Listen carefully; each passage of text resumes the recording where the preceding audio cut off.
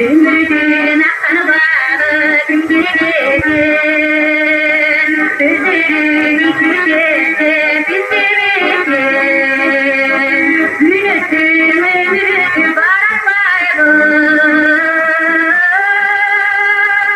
gülüsü bahçeli gittim geldim, gittim geldim, gittim geldim. Gülüsün ömrü barak vardı, gülüsü bahçeli gittim geldim, gittim geldim.